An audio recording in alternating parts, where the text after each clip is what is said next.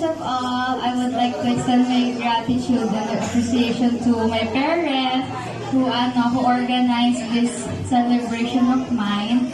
Ang dami kong gustong pasalamatan and gusto ko kayo isa-isahin. So please bear with me po.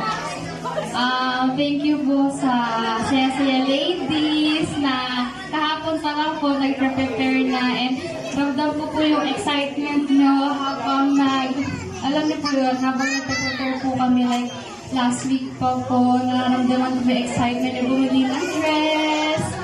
Tapos, ang gaganda niyo po ngayon, mas maganda po sa akin. Thank you po sa si Ate Lilet, syempre. Si Ate Lilet po yung may gawa ng lahat ng style na to, kaya ang ganda-ganda po. Kay Tita Cathy. Thank you, Tita Kat. Tita Kat po yung nag-makeup na po talaga sa akin. Like, bata pa po ako pag sumasabi po ako sa mga pageant. And thank you po sa Ansino family. Nalagyan na nag-support po sa akin hanggang ngayon. Alam ko, love na love niyo ako. Hindi niyo lang pinapahalata doon. And thank you po sa Galing family, kay Tito Gilbert, kay Tita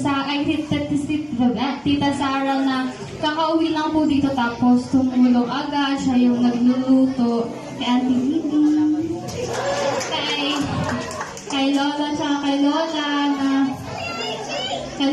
kay Lola. Si Lola, nag-usap na kami ng kagabi na si Lolo din. Si Lolo.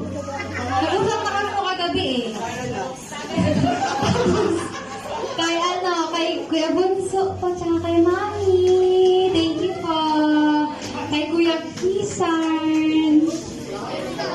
Thank you po sa inyong lahat sa mga friends ko po, na kapitbahay ko, sa mga pamangkin ko, sa mga pinsan ko, sa mga friends ka, sa mga classmates ko po, dati na hanggang ngayon, kami pa rin. Thank you po talaga.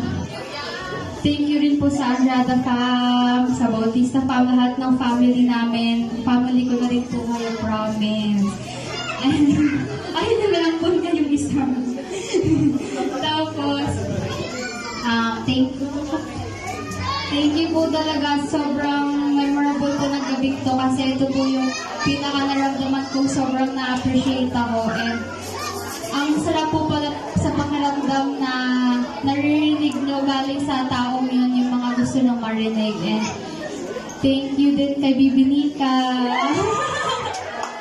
Ilang gabi na siya nag-iisip na sasabihin niya sa akin pero wala siyang sinabi.